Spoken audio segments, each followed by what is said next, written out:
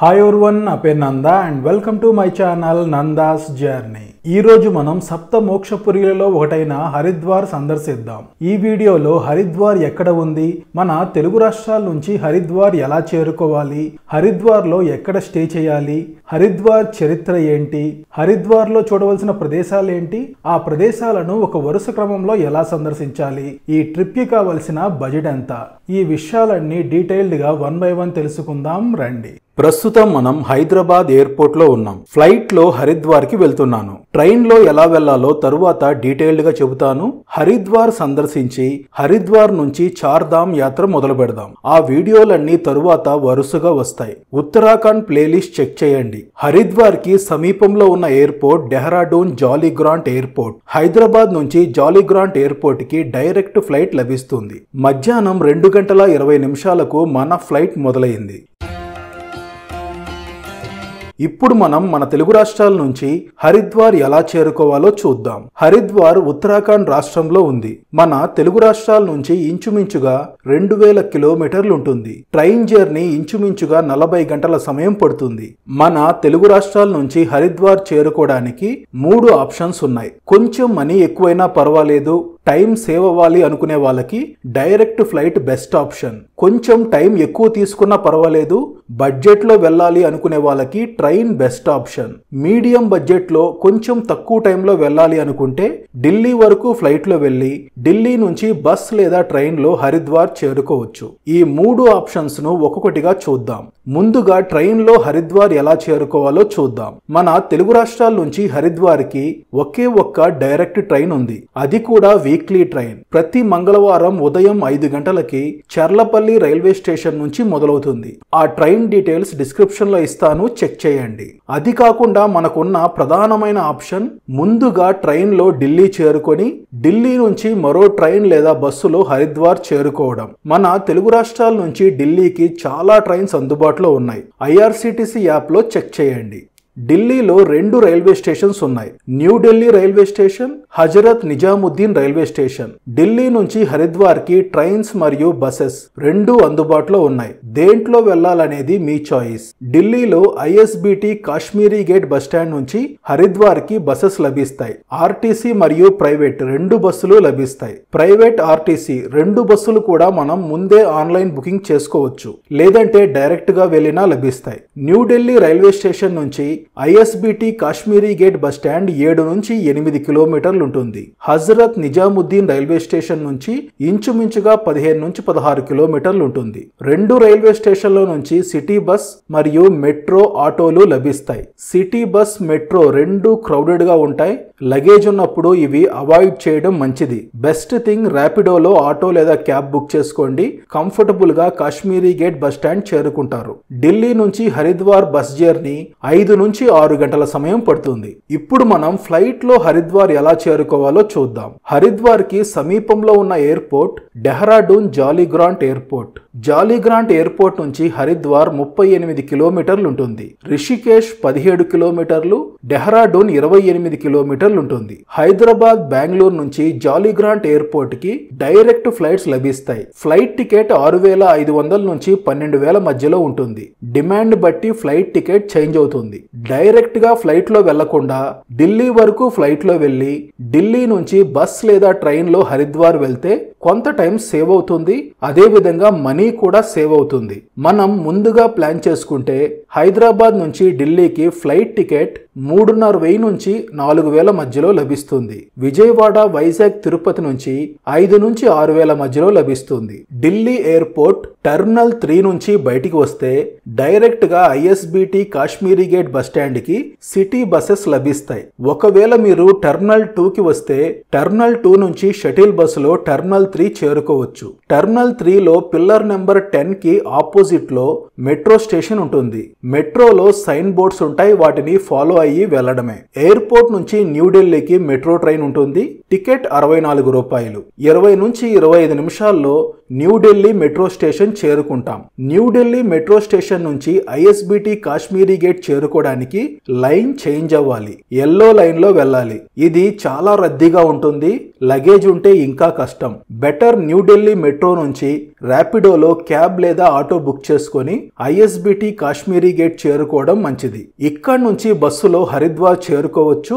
5 నుంచి 6 గంటల సమయం పడుతుంది. ఇది హరిద్వార్ రైల్వే స్టేషన్. మీరు హైదరాబాద్ నుంచి డైరెక్ట్ గా ట్రైన్ లో వచ్చినా లేదా ఢిల్లీ వచ్చి ఢిల్లీ నుంచి హరిద్వార్ కి ట్రైన్ లో వచ్చినా ఇక్కడికి వస్తారు. రైల్వే స్టేషన్ నుంచి బయటికి వస్తే ఈ ఏరియా ఇలా ఉంటుంది. ఈ ప్రదేశంలోనే చాలా హోటల్స్ లభిస్తాయి. మెయిన్ రోడ్ నుంచి లోపలికి చిన్న చిన్న వీధులు ఉంటాయి. ఆ వీధుల్లో కూడా హోటల్స్ ఉంటాయి. ఈ రైల్వే స్టేషన్ కి కేవలం 150 మీటర్ల దూరంలో హరిద్వార్ బస్ స్టాండ్ ఉంటుంది. ఇదే Haridwar bus stand. Bus stand బయట ఇలా ఉంటుంది. ఈ రైల్వే స్టేషన్ బస్ స్టాండ్ ఉన్న ఏరియాల్లో బడ్జెట్ మీడియం రేంజ్ హోటల్స్ లభిస్తాయి. నేను డెహ్రాడూన్ జాలీ గ్రాంట్ ఎయిర్పోర్ట్ లో ఫ్లైట్ దిగి హరిద్వార్ చేరుకునే సమయానికి చీకటి పడింది. ఎయిర్పోర్ట్ నుంచి హరిద్వార్ కి ఎయిర్పోర్ట్ టాక్సీ వాళ్ళు 1800 ఛార్జ్ చేస్తున్నారు. రిషికేష్ కి 1250, డెహ్రాడూన్ కి 1450 రూపాయలు ఛార్జ్ చేస్తున్నారు. నేను స్టే చేసిన హోటల్ అభిగంగా హోమ్ స్టే. ఈ రూమ్ నాకు 1350 రూపాయలు పడింది.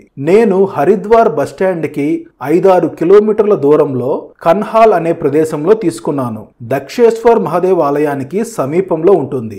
మీరు కనుక హరిద్వార్ లో 1 నైట్ స్టే చేస్తుంటే రైల్వే స్టేషన్ బస్ స్టాండ్ సమీపంలో తీసుకోవడం మంచిది. హరిద్వార్ లో ప్రధానమైన ప్రదేశం హరి కి పౌరి, గంగా స్నానాలు మరియు గంగా హారతి జరిగే ప్రదేశం. ఈ ప్రదేశంలో కూడా చాలా హోటల్స్ ఉంటాయి. కాకపోతే ఇక్కడ వరకు వెహికల్స్ అలౌ చేయరు. 1 కిలోమీటర్ లేదా 800 మీటర్ల దూరంలో వెహికల్స్ ఆపేస్తారు. రిక్షాలో వెళ్ళొచ్చు. హోటల్ బుక్ చేసుకునేటప్పుడు ఈ విషయాన్ని మైండ్ లో పెట్టుకోండి. ఇప్పుడు మనం హరిద్వార్ లో చూడవలసిన ప్రదేశాలు ఏంటి, ఆ ప్రదేశాలను ఒక వరుస క్రమంలో ఎలా సందర్శించాలో చూద్దాం. తరువాతి రోజు ఉదయం 6 గంటలకి హరికి పౌరి గంగా ఘాట్కి వెళ్తున్నాను. హరిద్వార్ లో ర్యాపిడో సర్వీస్ ఉంది. ఆటో, బైక్, క్యాబ్ బుక్ చేసుకోవచ్చు. నేను స్టే చేసిన హోటల్ నుంచి 5 కిలోమీటర్లు ఉంటుంది. ర్యాపిడో ఆటో వాళ్ళు 150 రూపాయలు ఛార్జ్ చేశారు. ఆ డ్యామ్ వెనుక ఉన్నదే హరికి పౌరి. ఆటో వాళ్ళకి హరికి పౌరి అని చెప్తే హైవే మీదే ఆపేస్తారు. ఇక్కడ నుంచి నడుచుకొని వెళ్ళాలి అని చెబుతారు. 1.8 కిలోమీటర్స్ నడవాల్సి ఉంటుంది. మీరు కనుక బస్ స్టాండ్ లేదా రైల్వే స్టేషన్ సమీపంలో హోటల్ తీసుకుంటే అక్కడి నుంచి హరికి పౌరి 1.5 కిలోమీటర్ ఉంటుంది లేదా 2 కిలోమీటర్లు మాక్సిమం ఉంటుంది. ఆటో తీసుకుంటే హరికి పౌరి వరకు అలౌ చేయరు. రిక్షా వాళ్ళను మాత్రం అలౌ చేస్తారు. కాబట్టి రిక్షా తీసుకోండి. 50-60 రూపాయలు ఛార్జ్ చేస్తారు. ఒకవేళ మీరు దూరం నుంచి వస్తున్నారు అనుకుంటే 2 ఆప్షన్స్ ఉన్నాయి. ఒకటి భీమ్గోడ. ఇది భీమ్గోడ ఏరియా. భీముని విగ్రహం కనిపిస్తుంది కదా, ఇక్కడ నుంచి హరికి పౌరి 800 మీటర్లు ఉంటుంది. భీముని గద ఉన్న వైపు వెళ్ళాలి. నడవలేని వాళ్ళకి ఇక్కడ నుంచి రిక్షాలు లభిస్తాయి. 50 రూపాయలు ఛార్జ్ చేస్తారు. మరో ఆప్షన్ భగవాన్ వాల్మీకి చౌక్. ఇది బస్ స్టాండ్ మరియు హరికి పౌరి మధ్యలో ఉంటుంది. ఇక్కడ నుంచి హరికి పౌరి 700 మీటర్లు ఉంటుంది.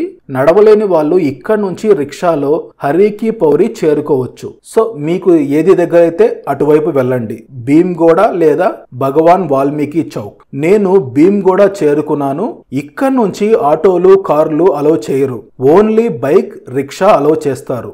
మీరు కనుక చార్ధామ్ యాత్ర పీక్ టైంలో మే, జూన్ లో వస్తే ఈ ప్రదేశం అంతా బాగా రద్దీగా ఉంటుంది.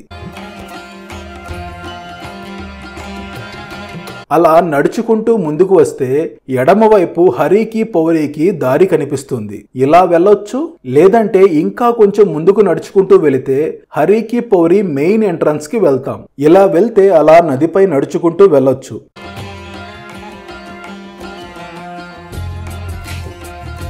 ఆ ఎదురుగా ఉన్నది మనం ఆటోలో వచ్చేటప్పుడు పెద్ద శివుని స్టాచ్యూ కనిపించింది కదా, ఆ స్టాచ్యూ వెనుక భాగం అది.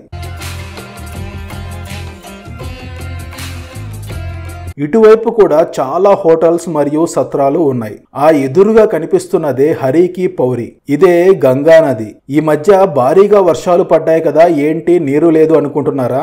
దసరాకి క్లీన్ చేస్తున్నారు. క్లీనింగ్ అయ్యాక డ్యామ్ నుంచి మళ్ళీ వాటర్ రిలీజ్ చేస్తారు. హరిద్వార్ లో సాంప్రదాయం ఏంటంటే ముందుగా హరికి పౌరి చేరుకొని ఇక్కడ స్నానం చేసి, స్నానం చేయలేని వాళ్ళు ఆ నీటిని తలపై చల్లుకొని ఇతర ఆలయాలను దర్శించుకుంటారు. ఇక్కడ డ్రెస్ చేంజింగ్ రూమ్స్ కూడా ఉన్నాయి. ముందుగా మనం హరికి పౌరి యొక్క విశిష్టత తెలుసుకుందాం. హరిద్వార్ హిందువులకు మోక్షాన్ని ప్రసాదించే సప్త మోక్షపురీలలో ఒకటి. అవి కాశీ, అయోధ్య, మథుర, ద్వారకా, ఉజ్జయిని, కాంచీపురం, హరిద్వార్. మిగతా 6 ప్రదేశాలు కూడా మన ఛానల్లో కవర్ చేశాం. వాటి లింక్స్ డిస్క్రిప్షన్ లో ఇస్తాను, చెక్ చేయండి. కుంభమేళా జరిగే 4 ప్రదేశాల్లో హరిద్వార్ ఒకటి. సముద్ర మంతన చేసిన సమయంలో ఉద్భవించిన అమృతం కోసం దేవతలు, దానవులు గొడవపడిన సమయంలో భూమిపై 4 ప్రదేశాల్లో కొంత అమృతం ఒలికింది. అవి ప్రయాగరాజ్, ఉజ్జయిని, హరిద్వార్, నాసిక్. దాన్ని పురస్కరించుకొని ప్రతి 12 సంవత్సరాలకి ఓసారి కుంభమేళా జరుగుతుంది. ప్రయాగరాజ్, ఉజ్జయిని, నాసిక్ వీడియోలు ఆల్రెడీ మన ఛానల్లో చేశాను, డిస్క్రిప్షన్ లో ఇస్తాను, చెక్ చేయండి. పూర్వకాలంలో హరిద్వార్ ని గంగా ద్వారం, మాయాపురి, కపిలస్థానం వంటి పేర్లతో పిలిచేవారు. వైష్ణవులు దీనిని హరిద్వార్ అని, శైవులు దీనిని హరద్వార్ అని పిలుస్తారు. భగీరథుడు తన పూర్వీకుల ఆత్మలకు మోక్షం పొందించడానికి గంగను భూమిపైకి తీసుకురావడానికి గొప్ప తపస్సు చేశాడు. శివుడు గంగ యొక్క వేగాన్ని తన జటాజూటంలో బంధించి ఆమెను హరిద్వార్ వద్ద భూమి సమతలంలోకి ప్రవేశపెట్టాడు. అందుకే ఈ ప్రదేశం గంగా ద్వారంగా పిలువబడుతుంది. భగీరథుడు ఎందుకు తపస్సు చేశాడు? గంగా నది ఎలా ఉద్భవించింది? ఈ చరిత్ర మొత్తం గంగోత్రి యాత్రలో తెలుసుకుందాం. హిమాలయాల నుండి ఉద్భవించి హరిద్వార్ వద్ద భూమి సమతలంలోకి ప్రవేశించిన గంగా నది వెస్ట్ బెంగాల్లో గంగా సాగర్ అనే ప్రదేశంలో సముద్రంలో సంగమిస్తుంది. ఆ ప్రదేశంలోనే భగీరథుని 60,000 మంది పూర్వీకుల అస్థికులపై ప్రవహించి వాళ్ళకి మోక్షాన్ని ప్రసాదించింది. ఆల్రెడీ మన ఛానల్లో గంగాసాగర్ వీడియో కూడా చేశాను. హరిద్వార్ యొక్క చరిత్ర వేదాలు, పురాణాలు, మహాభారతం, రామాయణం వంటి గ్రంథాలలో ప్రస్తావించబడింది. హరిద్వార్ వేదకాలంలో ఒక ముఖ్యమైన ఆధ్యాత్మిక కేంద్రంగా ఉండేది. ఋషులు, మునులు ఇక్కడ గంగా తీరంలో యజ్ఞాలు, తపస్సులు చేసేవారు. సప్త ఋషులు ఇక్కడ తపస్సు చేశారని చెబుతారు. అంతటి విశిష్టత కలిగిన ప్రదేశం. ప్రతిరోజు ఈ ప్రదేశంలో సాయంత్రం 6 నుంచి 7 గంటల మధ్యలో గంగాహారతి ఉంటుంది. అన్ని ఆలయాలు దర్శించుకొని సాయంత్రం గంగాహారతి వీక్షించడానికి మళ్ళీ ఈ ప్రదేశాన్ని సందర్శిద్దాం. గంగా నదిలోని ఒక పాయ ఈ విధంగా వెళ్లే విధంగా నిర్మించారు. గమనించారా? పెద్దగా లోతు ఉండదు. భక్తులకు అనుకూలంగా ఉండడానికి ఇలా ఏర్పాటు చేశారు. గంగా నదిలో మనం చిల్లర వేస్తాం కదా, అదే విధంగా కొంతమంది బంగారం, వెండి ఇలాంటివి కూడా వేస్తుంటారు. వాటి కోసం వీళ్ళు వెతుకుతూ ఉన్నారు. అంతేకాదు కొంతమంది స్నానం చేసేటప్పుడు పొరపాటుగా వాళ్ళ జ్యువెలరీ మిస్ అయిపోతుంది. అలాంటప్పుడు వీళ్ళకి లభిస్తుంది. స్నానం చేసుకున్న తర్వాత లేదంటే ఈ నీటిని తలపై చల్లుకొని తర్వాత ఈ ఘాట్ వెంబడే ఉన్న ఆలయాలు దర్శించుకోండి. ఈ ఎంట్రన్స్ లో ఉన్నది ప్రాచీన గంగామాత ఆలయం అని ఉంది. అదే విధంగా ఈ బ్లూ కలర్ లో ఉన్న ఆలయం లక్ష్మీనారాయణ ఆలయం. దాని ముందు గంగా నది మధ్యలో ఉన్నది కూడా ప్రాచీన గంగామాత ఆలయం. ఇంకా చిన్న చిన్న ఆలయాలు చాలా ఉన్నాయి. బెటర్ 10-20 రూపాయలు చిల్లర పెట్టుకోవడం మంచిది. నా దర్శనం పూర్తయింది. రండి ఇప్పుడు మనం ముందుగా మానసాదేవి ఆలయం సందర్శిద్దాం. ఇక్కడ ఆలయాలు ఉన్నాయి కదా, ఈ ఆలయాలు ఉన్న వైపు నుంచి మనం బయటికి వస్తే కర్రీ లీఫ్ రెస్టారెంట్ ఉంది. ఈ ప్రదేశంలో రిక్షాలు లభిస్తాయి. ఇక్కడ నుంచి మానసాదేవి రోప్ వే 1.5 కిలోమీటర్ ఉంటుంది. నడుచుకొని వెళ్ళాలనుకుంటే నడుచుకొని వెళ్ళండి, లేదంటే రిక్షా తీసుకోండి. రిక్షా వాళ్ళు 50 రూపాయలు ఛార్జ్ చేస్తారు. మీరు ఇవ్వగలిగితే ఇంకొంచెం ఎక్కువ ఇవ్వండి, అది మీ ఇష్టం. మనల్ని ఈ ప్రదేశంలో డ్రాప్ చేస్తారు. ఇక్కడ రోప్ వే ఎక్కడ ఉంది కనిపించట్లేదు అనుకుంటున్నారా? ఇక్కడ షాపులు కనిపిస్తున్నాయి కదా, దీనిపైన మానసాదేవి రోప్ వేకి దారి అని ఉంది. ఈ షాప్ లోపలికి వెళ్లి కొన్ని మెట్లు కిందకి దిగి వెళ్ళాలి. అలా మెట్లు దిగి కిందకి వచ్చాక ఎడమ వైపు 150 మీటర్లు నడుచుకుంటూ వెళితే రోప్ వే టికెట్ కౌంటర్ ఉంటుంది. ఈ మార్గమంతా ఇలాంటి షాప్స్ ఉంటాయి. పొద్దున్నే కాబట్టి ఇంకా ఓపెన్ చేయలేదు. ఈ ఆలయంలో రద్దీ చాలా ఎక్కువగా ఉంటుంది. ముఖ్యంగా మే, జూన్ నెలల్లో చార్ధామ్ యాత్రకు వచ్చే వాళ్ళు అమ్మవారిని దర్శించుకొని చార్ధామ్ యాత్రకు వెళ్తారు, లేదంటే రిటర్న్ లో అయినా దర్శించుకుంటారు. చాలా రద్దీగా ఉంటుంది. ఒక్కొక్కసారి రోప్వే టికెట్ కోసం 2 గంటలు క్యూ లైన్ లో వెయిట్ చేయాల్సి ఉంటుంది. మీరు కనుక ఎర్లీ మార్నింగ్ 5:30-6 గంటలకి ఇక్కడికి వస్తే మే జూన్ నెలల్లో కూడా త్వరగా దర్శనం చేసుకోవచ్చు, ఇది గుర్తుపెట్టుకోండి. అలా మనం నడుచుకుంటూ వస్తే టికెట్ కౌంటర్ చేరుకుంటాం. ఇక్కడ రోప్వే టికెట్ ప్రైజెస్ గమనించండి. మానసాదేవి ఆలయానికి ropeway up and down ticket 199 రూపాయలు. చండీదేవి ఆలయం, మానసాదేవి ఆలయం రెండు కలిపి తీసుకుంటే 439 రూపాయలు. మానసాదేవి ఆలయం నుంచి చండీదేవి రోప్వే దగ్గరకు తీసుకువెళ్లి మళ్ళీ తిరిగి చండీదేవి రోప్వే నుంచి మానసాదేవి రోప్వే దగ్గర డ్రాప్ చేయడానికి 95 రూపాయలు ఛార్జ్ చేస్తున్నారు. నేను Manasa Devi Chandi Devi with transport ticket తీసుకున్నాను. టికెట్ 539 రూపాయలు. టికెట్ తీసుకుని అలా ముందుకు వెళితే రోప్వే దగ్గరకు వెళ్తాం. మానసాదేవి ఆలయం మరియు చండీదేవి ఆలయం దర్శించడానికి మెట్ల మార్గం కూడా ఉంది. కాకపోతే ఇక్కడ గుర్తుపెట్టుకోవాల్సింది ఏంటంటే మానసాదేవి ఆలయానికి 1.5 కిలోమీటర్ కొండెక్కాలి, చండీదేవి ఆలయానికి 3 కిలోమీటర్లు కొండెక్కాలి. నా అభిప్రాయం ఏంటంటే మీరు ఎంత స్ట్రాంగ్ అయినా ఎంత ఫిట్నెస్ ఉన్నా చార్ధామ్ యాత్రకు వచ్చినప్పుడు మాత్రం ఇక్కడ మీ ఎనర్జీ వేస్ట్ చేసుకోవద్దు. యమునోత్రి, కేదార్నాథ్ లో మీ టాలెంట్ చూపించండి, లేదంటే అలిసిపోతారు. చార్ధామ్ యాత్రను భారంగా పూర్తి చేయాల్సి ఉంటుంది. మీరు ఓన్లీ హరిద్వార్, రిషికేశ్ యాత్రకు వస్తే మీ చాయిస్. ఈ రోప్వే నుంచి పైకి వెళ్లే లోపు ఆలయ స్థల పురాణం తెలుసుకుందాం. బిల్వ కొండపై ఉన్న మానసాదేవి పరమేశ్వరుని మానస పుత్రికగా పూజించబడుతుంది. అమ్మవారిని కోరికలను నెరవేర్చే దేవతగా మరియు సర్పదేవతగా పూజిస్తారు. మాతా మానసాదేవి నాగులకు రాజైన వాసుకికి సోదరి. ఆమెను జరత్కారువు అనే మహర్షికిచ్చి వివాహం చేస్తారు. ఇక్కడ గుర్తుంచుకోవలసిన ముఖ్యమైన విషయం ఏంటంటే మానసాదేవికి జరత్కారువు అనే మరో పేరు కూడా ఉంది. ఈ దంపతులకు అస్తికుడు అనే ధర్మాత్ముడైన పుత్రుడు జన్మిస్తాడు. ఒకానొక రోజు జనమేజయ మహారాజు సర్పయాగాన్ని ప్రారంభిస్తాడు. అది ఎందుకు అనేది షార్ట్ గా చెబుతాను. మహాభారత కాలంలో పాండవుల తర్వాత పరిపాలించిన రాజు పరీక్షిత్ మహారాజు. అర్జునుడి మనవడు, అభిమన్యుడి కొడుకు. తను ఒకసారి వేటకు వెళ్ళినప్పుడు అడవిలో తప్పిపోతాడు. అక్కడ ఒక ముని తపస్సు చేసుకుంటుంటే తనని నీటి జాడ తెలపమని అడుగుతాడు. ముని తపస్సులో నిమగ్నమై పట్టించుకోకపోవడంతో మృత సర్పాన్ని తన మెడలో వేసి దూషిస్తాడు. దీనితో ఆగ్రహించిన ముని కుమారుడు సర్పకాటుతో మరణిస్తావని శపించాడు. ఆ శాపం వల్ల తక్షకుడు అనే నాగరాజు పాము కాటు వల్ల పరీక్షిత్ మహారాజు మరణించాడు. తన తండ్రి మరణంతో తీవ్ర ఆగ్రహంతో రగిలిపోయిన జనమేజయుడు ఈ యాగం ద్వారా నాగజాతిని అంతం చేయాలని నిశ్చయించుకుంటాడు. ఋత్వికుల శక్తివంతమైన మంత్ర పఠనంతో భూమిపై ఉన్న వేలాది నాగులు ఒక్కొక్కటిగా వచ్చి యాగ అగ్నిగుండంలో పడిపోవడం మొదలు పెడతాయి. దీంతో నాగులలో శ్రేష్ఠుడైన వాసుకి భయభ్రాంతుడై తన సోదరి మానసాదేవిని ఆశ్రయిస్తాడు. తన కుమారుడైన ఆస్తికుడు యజ్ఞాన్ని నిలిపివేసేందుకు పంపమని వేడుకుంటాడు. ఆస్తికుడి తల్లి నాగస్త్రీ, తండ్రి బ్రాహ్మణ మహర్షి. ఒకే పేరుతో ఉన్న దంపతుల పిల్లలు మాత్రమే యాగాన్ని నిలిపివేసేందుకు అర్హులు. ఇది తెలియడంతో ఆస్తికుడు ఈ కార్యాన్ని నెరవేర్చగలడని మానసాదేవి విశ్వసిస్తుంది.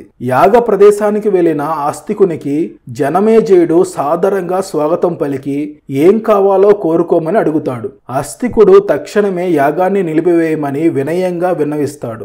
ఇచ్చిన మాట కట్టుబడి జనమేజయుడు వెంటనే యాగాన్ని నిలిపివేయడంతో సర్ప సంహారం ఆగిపోతుంది. దీంతో యావత్ నాగజాతి అస్తికునికి కృతజ్ఞతలు తెలుపుతుంది. అప్పుడు అస్తికుడు వాసుకితో నా తల్లి తపశ్శక్తి ఆశీస్సుల వల్ల ఈ పనిని సాధించాను అని చెబుతాడు. అప్పుడు వారందరూ ఆయన తల్లి మానసాదేవి సమక్షానికి చేరుకొని తమను కాపాడినందుకు భక్తితో ప్రణమిల్లారు. సర్పజాతిని సంరక్షించిన మాతా మానసాదేవి అంటే నాగులకు అపారమైన గౌరవం. అందుకే ఆమెను పూజిస్తే అన్ని రకాల సర్పదోషాలు తొలగిపోతాయని భక్తుల విశ్వాసం. ఈ ఆలయాన్ని సిద్ధపీఠంగా వ్యవహరిస్తారు. అంటే ఇక్కడ కోరిన కోరికలు సిద్ధిస్తాయని నమ్మకం. హరిద్వార్ లోని మానసాదేవి ఆలయం, చండీదేవి ఆలయం, మాయాదేవి ఆలయాలను కలిపి సిద్ధిపీఠ త్రయంగా పిలుస్తారు. తరువాత మనం చండీదేవి ఆలయం, మాయాదేవి ఆలయం దర్శిద్దాం. రోప్వే దిగి ఇలా క్యూ లైన్ లో నడుచుకుంటూ ఆలయం దగ్గరకు చేరుకుంటాం. నేను నవరాత్రుల సమయంలో వచ్చాను, అయినా అంత క్రౌడ్ లేదు. నార్మల్ గా ఇలాగే ఉంటుంది. మే జూన్ నెలల్లో చార్ధామ్ యాత్ర వల్ల రద్దీ ఎక్కువగా ఉంటుంది. అలా నడుచుకుంటూ వచ్చాక ఆలయ ప్రవేశ ద్వారం ఉంది. రండి అమ్మవారిని దర్శించుకుందాం. ప్రధాన ఆలయానికి ముందు హోమగుండం ఉంది. ఇదే ప్రధాన ఆలయం. మానసాదేవి అమ్మవారిని దర్శించుకోండి. అమ్మవారిని దర్శించుకొని ముందుకు వస్తే ఈ వృక్షానికి దారాలు కడుతున్నారు. మీకు ఆల్రెడీ చెప్పాను కదా, ఇది సిద్ధపీఠం. మన కోరికలు చెప్పి ఆ వృక్షానికి తాడు కడితే అది నెరవేరుతుందని భక్తుల విశ్వాసం. ఇంతటితో మానసాదేవి దర్శనం పూర్తయింది. ఇంకా ఈ ప్రాంగణంలో చిన్న చిన్న ఉపాలయాలున్నాయి, దర్శించుకోండి. అమ్మవారి ప్రసాదం పంచుతున్నారు, రవ్వ కేసరి. ప్రసాదం తీసుకొని అలా ముందుకు రాగానే దుర్గమ్మ కనిపించింది. అక్కడి నుంచి రోప్వే సమీపానికి చేరుకున్నాను. ఈ ప్రదేశం నుంచి హరిద్వార్ వ్యూ చూడండి ఎంత అద్భుతంగా ఉందో. రండి తిరిగి కిందకు వెళ్దాం. రోప్వే నుంచి కిందకి వచ్చాక ఎలా వచ్చామో అలాగే తిరిగి వెనక్కి వెళ్ళాలి. బయటికి రాగానే ఈ ప్రదేశంలోనే టెంపుల్ బస్సెస్ ఉంటాయి. ఆల్రెడీ మన టికెట్ లోనే ట్రాన్స్పోర్ట్ టికెట్ కూడా తీసుకున్నాం, 95 రూపాయలు. ఈ 3 బస్సులు అవే. ఇక్కడ నుంచి చండీదేవి రోప్వే 4 నుంచి 5 కిలోమీటర్లు ఉంటుంది. ఇదే చండీదేవి రోప్వే. ఎంట్రన్స్ లో టికెట్ కౌంటర్ ఉంది. ముందుగా మీరు చండీదేవి ఆలయం దర్శిస్తే ఇక్కడ టికెట్ తీసుకోవచ్చు. ఇక్కడ నుంచి ఇలా రోప్వే లోపలికి వెళ్తాం. ఇదే మనం వెళ్ళబోయే రోప్వే.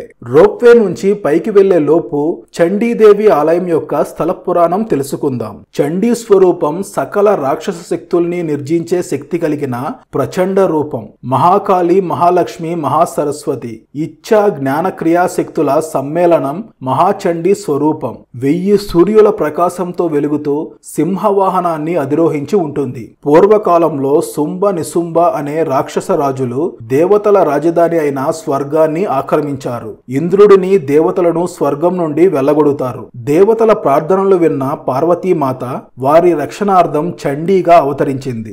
ఆమె సౌందర్యానికి మోహితుడైన శుంభుడు ఆమెను వివాహమాడాలని కోరుకుంటాడు. ఆమె వ్యతిరేకిస్తుంది. ఆమె తిరస్కారాన్ని ఆగ్రహించిన శుంభుడు రాక్షస సేనాధిపతులైన చండాముండలను ఆమెను హతమార్చుటకు పంపిస్తారు. వారు ఆమె క్రోధం నుండి జన్మించిన చాముండి ద్వారా హతులవుతారు. శుంభ నిశుంభులు కలిసి చండికను హతమార్చాలని ప్రయత్నిస్తారు. కానీ ఆమె చేతిలో మరణిస్తారు. వారిని వధించిన తర్వాత చండిక కొంతసేపు నీల్ పర్వతంపై విశ్రమించినట్లు పురాణ కథనం. అలా చండీమాత ఈ ప్రదేశంలో కొలువయ్యారు. రోప్వే దిగి అలా కిందకు వచ్చి ఎడమవైపు వెళితే ఆలయం చేరుకుంటాం. ఆ ఎదురుగా కనిపిస్తున్నదే చండీదేవి ఆలయం. మోస్ట్లీ నార్త్ ఇండియాలో ఆలయాలన్నీ ఇలాగే ఉంటాయి, చిన్న చిన్న ఆలయాలు. ఈ ఎంట్రన్స్ లో పూజా సామాగ్రి లభిస్తుంది, కావలసిన వాళ్ళు తీసుకోవచ్చు. ఇది ఆలయ ప్రధాన ఎంట్రన్స్. రండి అమ్మవారిని దర్శించుకుందాం. ఆలయం చేరుకోవడానికి కొన్ని మెట్లు ఎక్కాల్సి ఉంటుంది. ఇదే ప్రధాన ఆలయం. ఇక్కడ వీడియో తీయకూడదు. మాతా చండీదేవి ఇలా ఉంటారు, దర్శించుకోండి. అమ్మవారిని దర్శించుకొని వెనుక మార్గంలో కిందకి వస్తాం. ఇంతటితో మన చండీమాత దర్శనం పూర్తయింది. తిరిగి రోప్వే దగ్గరకు వెళ్లే మార్గంలో బ్యూటిఫుల్ వ్యూ కనిపించింది. రండి రోప్వేలో కిందకి వెళ్దాం. కిందకి వచ్చాక ఈ ప్రదేశంలో ఫుడ్ స్టాల్స్ ఉన్నాయి. బ్రేక్ఫాస్ట్ చేసే వాళ్ళు చేసుకోవచ్చు. తరువాత ఇదే వెహికల్ వాళ్ళు తిరిగి మనల్ని మానసాదేవి రోప్వే దగ్గర డ్రాప్ చేస్తారు. నేను మానసాదేవి రోప్వేకి ముందు భగవాన్ వాల్మీకి చౌక్ దగ్గర దిగాను. ఈ వాల్మీకి చౌక్ మాయాదేవి ఆలయం, బెల్వకేశ్వర్ మహాదేవ్ ఆలయం, హరికి పౌరి, హరిద్వార్ రైల్వే స్టేషన్ లేదా బస్టాండ్ కి మధ్యలో ఉంటుంది. 4 వైపులా ఉంటాయి. ఇక్కడ నుంచి మాయాదేవి ఆలయం 800 మీటర్లు ఉంటుంది. అదే విధంగా బెల్వకేశ్వర్ మహాదేవ్ ఆలయం కూడా 800 మీటర్లు ఉంటుంది. కాకపోతే రెండు వేరు డైరెక్షన్ లో ఉంటాయి. ఈ ప్రదేశంలో ఆటోలు లభిస్తాయి. బెల్వకేశ్వర్ మహాదేవ్ ఆలయం దర్శించి తిరిగి మాయాదేవి ఆలయం దగ్గర డ్రాప్ చేయడానికి ఆటో మాట్లాడుకోండి. 100 రూపాయలు ఛార్జ్ చేస్తారు. బెల్వకేశ్వర్ మహాదేవ్ ఆలయం హరిద్వార్ లో ఉన్న ప్రాచీన శివాలయం. ఇది బెల్వకొండపై ఉంది కాబట్టి ఈ పేరు వచ్చింది. ఈ ఆలయం శివపురాణం మరియు స్కంద పురాణంలో కేదార్ఖండ్ లో ప్రస్తావించబడి ఉందట. ఆలయం బయట పూజా సామాగ్రి లభిస్తుంది, కావలసిన వాళ్ళు తీసుకోవచ్చు. లోపలికి రాగానే ఎదురుగా కనిపిస్తున్నదే బిల్వకేశ్వర్ మహాదేవ్ ఆలయం. దక్ష యజ్ఞం తర్వాత సతీదేవి పునర్జన్మించి పార్వతిగా హిమవంతుడి కుమార్తెగా జన్మించింది. ఆమె శివుణ్ణి పతిగా పొందాలంటే తపస్సు చేయాలని నారదముని సలహా ఇచ్చాడు. హరిద్వార్లోని బిల్వవనంలో బిల్వ వృక్షం కింద పార్వతీమాత మహాశివుని కోసం కఠిన తపస్సు చేసింది. ఆమె తపస్సు సమయంలో బిల్వ ఫలాలు మరియు బిల్వ పత్రాలు మాత్రమే తినేది. శివుడు ఆమె తపస్సుకు సంతుష్టుడై ఆమెను భార్యగా అంగీకరించాడు. అలా మహాశివుడు ఇక్కడ బిల్వకేశ్వరుడిగా వెలిశాడు. ఈ ఆలయానికి కొంత దూరంలో పార్వతీ కుండ్ ఉంది. ఆ ప్రదేశంలో పార్వతీమాత తపస్సు చేశారు. తరువాత దర్శిద్దాం. ఆలయం ముందున్న నంది ఎంత అద్భుతంగా ఉందో చూడండి. బిల్వ వృక్షం కింద ఉన్న బిల్వకేశ్వర మహాదేవ్ దర్శించుకోండి. ఇక్కడ లోకల్ పీపుల్ స్వయంగా శివునికి పూజ చేసుకుంటున్నారు. మే జూన్ నెలల్లో మాత్రం అలా కుదరదు, క్రౌడ్ ఎక్కువగా ఉంటారు. అద్భుతమైన దర్శనం లభించింది. ఈ చుట్టూ చిన్న చిన్న ఉపాలయాలున్నాయి, దర్శించుకోండి. ఆలయానికి ఎడమవైపు ఉన్నది అమ్మవారి ఆలయం. అక్కడి నుంచి అలాగే ఎడమవైపు ముందుకు వెళితే గౌరీ కుండ్ ఉంది. దానిపైన క్లియర్ గా రాసి ఉన్నారు ప్రాచీన గౌరీ కుండ్ ద్వార్. ఎక్కువ దూరం ఏమీ ఉండదు, ఒక 100-150 మీటర్లు ఉంటుంది. ఇదే గౌరీ కుండ్. అమ్మవారు శివుని కోసం తపస్సు చేసిన ప్రదేశం. లోపలికి వెళితే రైట్ సైడ్ నీటి కుండం ఉంటుంది. ఆ ప్రదేశంలోనే అమ్మవారు తపస్సు చేశారు. ఒకానొక సమయంలో ఈ ప్రదేశంలో నీరు లభించకపోతే అమ్మవారికి బ్రహ్మదేవుడు స్వయంగా తమ కమండలంలోని నీరుని ఇచ్చారట. ఈ పక్కనే గంగా నదిలోని ఒక పాయ ప్రవహిస్తూ ఉంది. ఇంతటితో మన బిల్వకేశ్వర మహాదేవ్ ఆలయ దర్శనం పూర్తయింది. రండి ఇప్పుడు మనం మాయాదేవి ఆలయం సందర్శిద్దాం. బిల్వకేశ్వర మహాదేవ్ ఆలయం నుంచి మాయాదేవి ఆలయం 1.5 కిలోమీటర్ కంటే కొంచెం ఎక్కువగా ఉంటుంది. ఇది మాయాదేవి ఆలయం యొక్క ఎంట్రన్స్. లోపలికి వస్తే ఎదురుగా ధర్మశాల ఉంది. ఎడమవైపు చూడగానే మాయాదేవి ఆలయం కనిపిస్తుంది. హరిద్వార్ అసలు పేరు మాయాపురి. ఈ ఆలయం నుంచి ఆ పేరు వచ్చింది. ఆలయ స్థల పురాణం ఏంటంటే దక్ష ప్రజాపతి యజ్ఞం చేస్తూ పరమేశ్వరుణ్ణి పిలవడు. దక్ష ప్రజాపతి కుమార్తె అయిన సతీదేవి దక్షుడు నిర్వహించిన యజ్ఞానికి వెళ్లి తండ్రిచే అవమానితురాలై అగ్నిలో దూకి ఆత్మార్పణ చేసుకుంది. సతీదేవి మృత శరీరాన్ని శివుడు భుజాన వేసుకుని విలయ తాండవం చేయగా సంభవించిన ప్రళయాన్ని ఆపి మహాదేవుడిని యథాస్థితికి తీసుకొచ్చే ప్రయత్నంలో భాగంగా శ్రీ మహావిష్ణువు తన సుదర్శన చక్రంతో సతీదేవి శరీరాన్ని ఖండించడంతో ఆ శరీర భాగాలు పడిన ప్రదేశాలన్నీ శక్తిపీఠాలుగా వెలియగా అందులో అమ్మవారి గుండె నాభి పడిన ప్రాంతమే ఈ మాయాదేవి ఆలయం అని స్థానికులు బలంగా నమ్ముతారు. ఇక్కడ ప్రధాన అధిష్టాన దేవత మాయ. అమ్మవారిని దర్శించుకోండి. ఆ దక్షయజ్ఞం జరిగింది హరిద్వార్లోనే. ఈ ఆలయానికి 6 కిలోమీటర్ల దూరంలో దక్షేశ్వర్ మహాదేవ్ ఆలయం ఉంది. రండి దక్ష మహాదేవ్ ఆలయం సందర్శిద్దాం. దక్ష మహాదేవ్ ఆలయం కన్హాల్ అనే ప్రదేశంలో ఉంది. హరికి పౌరి నుంచి 5 నుంచి 6 కిలోమీటర్లు ఉంటుంది. ర్యాపిడో వాళ్ళు 200 రూపాయలు ఛార్జ్ చేశారు. ఇదే దక్ష మహాదేవ్ ఆలయం. దక్ష ప్రజాపతి నివసించిన ప్రదేశం, దక్ష ప్రజాపతి యజ్ఞం చేసిన ప్రదేశం. లోపలికి రాగానే ఎదురుగా మహాశివుడు సతీదేవి శరీరంతో ఉన్న విగ్రహం ఏర్పాటు చేశారు. ఆ ఎదురుగా కనిపిస్తున్నదే దక్ష మహాదేవ్ ఆలయం. మన గోదావరి జిల్లాలో ఉన్న ద్రాక్షారామం ప్రదేశంలో ఈ దక్షయజ్ఞం జరిగిందని కూడా చెబుతారు. రెండిట్లో ఏది కరెక్ట్ అనేది నాకు తెలియదు, రెండూ దర్శించుకోండి. దక్షయజ్ఞం గురించి మీ అందరికీ తెలిసే ఉంటుంది. శక్తి పీఠాలన్నిటికీ మూలం దక్షయజ్ఞం. వీలైనంత షార్ట్ గా వివరిస్తాను.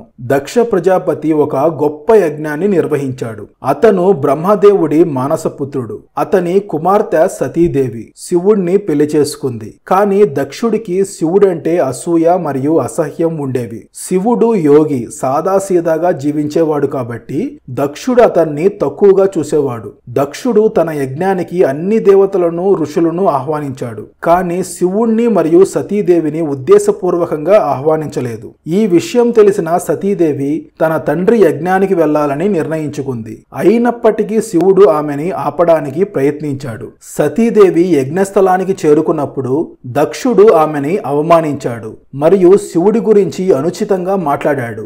ఈ అవమానాన్ని భరించలేక సతీదేవి తన తండ్రి యజ్ఞాన్ని ఖండిస్తూ తన యోగ శక్తితో యజ్ఞకుండంలో దూకి ఆత్మాహుతి చేసుకుంది.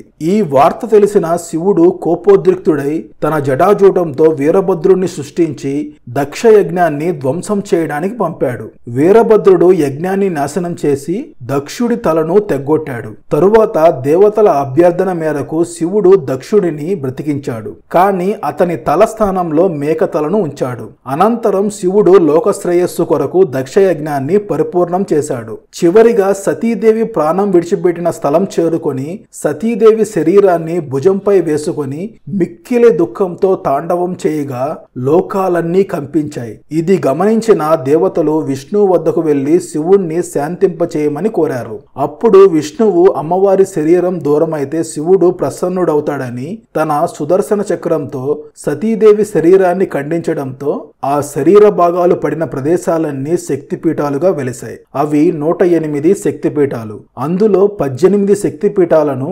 మహాశక్తిపీఠాలుగా, అష్టాదశ శక్తిపీఠాలుగా కొలుస్తారు. యజ్ఞం జరిగిన ప్రదేశం, సతీదేవి యజ్ఞగుండంలో దూకి ఆత్మార్పణ చేసుకున్న ప్రదేశంలోనే ఆలయం ఉంది. ఆలయం లోపలికి వెళ్ళగానే ముందుగా యజ్ఞకుండం ఉంటుంది. దానిపైన క్లియర్ గా సతీ కుండ్ అని రాసి ఉంటారు. తరువాత దక్ష మహాదేవ్ శివలింగాన్ని దర్శించుకుంటాం. ఆలయానికి ముందు గంగా నది ప్రవహిస్తూ ఉంది. ఆ గంగా నదిలో కాళ్ళు చేతులు కడుక్కొని తలపై నీళ్లు చల్లుకొని దర్శనానికి వెళ్తాం. లోపలికి వెళ్ళగానే ముందుగా సతీ కుండ్ ఉంటుంది, దర్శించుకోండి. ఆ తరువాత శివలింగాన్ని దర్శించుకోండి. దర్శనం చేసుకొని ఇలా బయటికి వస్తాం. ఇక్కడి నుంచి ఎడమవైపు ఈ మార్గంలో వెళ్తే సతీదేవి ఆలయం ఉంటుంది. సతీదేవి జన్మించిన ప్రదేశం కింద లైన్ లో క్లియర్ గా రాసి ఉన్నారు చూడండి, శ్రీ సతీజీకా జన్మస్థాన్. అలా ముందుకు నడుచుకుంటూ వస్తే ఈ ప్రదేశానికి వస్తాం. ఇక్కడి నుంచి ఎడమవైపు వెళ్లి కుడివైపు తిరిగితే సతీదేవి ఆలయం ఉంటుంది. ఇలా లోపలికి రాగానే ముందుగా లక్ష్మీనారాయణ ఆలయం ఉంది, దర్శించుకోండి. అక్కడి నుంచి ఇంకొంచెం ముందుకు నడుచుకుంటూ వస్తే మహాకాళి ఆలయం ఉంది, దర్శించుకోండి. దర్శించుకున్నాక ఇలా ఎడమవైపు తిరిగితే సతీదేవి ఆలయం ఉంటుంది. ఇదే సతీదేవి జన్మస్థానం అని చెబుతున్నారు. సతీదేవి అమ్మవారు దర్శించుకోండి. ఈ ఆలయానికి ఎదురుగా కూడా గంగా ఘాట్ ఉంది. సతీమాతను దర్శించుకొని మళ్ళీ మనం తిరిగి వచ్చిన మార్గంలోనే దక్ష మహాదేవ్ ఆలయానికి వెళ్తాం. దక్ష మహాదేవ్ ఆలయ ప్రాంగణంలో దశమహావిద్య ఆలయాలు మరియు చిన్న చిన్న ఉపాలయాలు ఉన్నాయి, దర్శించుకోండి. ఇవి హరిద్వార్ లో ఉన్న ముఖ్యమైన ఆలయాలు. ఇవి కాకుండా ఆటో వాళ్ళు 6 ఆలయాలు చూపిస్తాం, 4 చూపిస్తామని తీసుకెళ్తారు. అవన్నీ ఆర్టిఫిషియల్ గా క్రియేట్ చేసిన ఆలయాలు. అన్ని బొమ్మలు, కథల బొమ్మలు అలా ఉంటాయి. అవి కూడా అద్భుతంగా తయారు చేశారా అంటే అవి ఏమీ ఉండదు. ఏదో సిమెంట్ తో తయారు చేసినవి ఉంటాయి. కొన్ని గ్లాస్ వర్క్ తో డిజైన్ చేసినవి ఉంటాయి. అది మీ ఇష్టం. టైం ఉంటే ఖాళీ దొరికితే సందర్శించండి. దక్ష మహాదేవ్ ఆలయానికి 1 కిలోమీటర్ దూరంలోనే నేను స్టే చేసిన హోటల్ ఉంది. నా హోటల్ చేరుకొని కొంత సమయం రెస్ట్ తీసుకున్నాను. సాయంత్రం 6 గంటలకి గంగా హారతి వీక్షించడానికి హరికి పౌరికి వెళ్తున్నాను. ఆల్రెడీ మీకు హరికి పౌరి ఎలా చేరుకోవాలో చెప్పాను కదా, జస్ట్ దాన్ని ఫాలో అవ్వండి. హరిద్వార్ లో మనకి ఎలాంటి భోజనం లభిస్తుందంటే థాలి ఇలా ఉంటుంది. 4 చపాతీ, కొంత రైస్ ఇస్తారు, పప్పు, ఏదో ఒక కర్రీ, సలాడ్ ఇస్తారు. బ్రేక్ఫాస్ట్ లో ఆలూ పరోటా, పూరి ఇలాంటివి లభిస్తాయి. నేను 5:40 హరికి పౌరి చేరుకున్నాను. అప్పటికే ఈ ప్రదేశం పూర్తిగా నిండిపోయింది. అదే మీరు మే, జూన్ నెలల్లో వస్తే సాయంత్రం 5 గంటలకి ఈ ప్రదేశంలో ఉండాలి, లేదంటే ఈ సమీపానికి చేరుకోలేరు. రాత్రి సమయంలో దీపపు కాంతుల్లో ఈ ప్రదేశం ఎంత ఆహ్లాదకరంగా ఉందో చూడండి.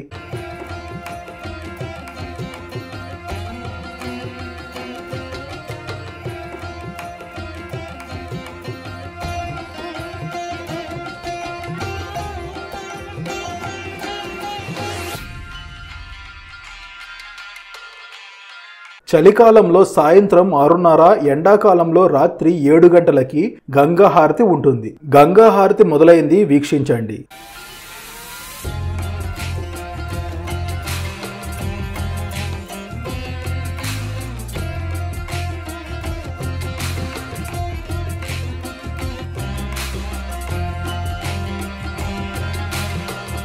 ఇక్కడ పాండాస్ ఉన్నారు కదా, వీళ్ళకి కొంత అమౌంట్ ఇస్తే మనం గంగా హారతి ఇవ్వచ్చు. లేదంటే మీరే సొంతంగా హారతికి కావాల్సింది ఏంటో తెచ్చుకొని గంగమ్మకి హారతి ఇవ్వచ్చు. గంగా హారతి పూర్తయింది. రండి గంగా హారతి తీసుకుందాం. పొద్దున ఈ ప్రదేశంలో నీరు లేదు కదా, ఇప్పుడు చూడండి గంగా నది ఎలా ప్రవహిస్తుందో. ఆ నీటిని తలపై చల్లుకొని గంగమ్మకు నమస్కరించుకొని తిరిగి నా హోటల్కి వెళ్తున్నాను. ఇంతటితో మన హరిద్వార్ సందర్శన సంపూర్ణమైంది. ఉత్తరాఖండ్ వీడియోస్ అన్ని ఉత్తరాఖండ్ ప్లేలిస్ట్ లో ఇస్తాను, చెక్ చేయండి. ఈ వీడియోకి సంబంధించి మీకు ఏమైనా డౌట్స్ ఉంటే కామెంట్ సెక్షన్ లో కామెంట్ చేయండి, రిప్లై ఇస్తాను. ఈ వీడియో మీకు నచ్చితే లైక్ చేయండి, షేర్ చేయండి అండ్ సబ్స్క్రైబ్ చేసుకోండి. బెల్ ఐకాన్ ప్రెస్ చేయడం మర్చిపోవద్దు.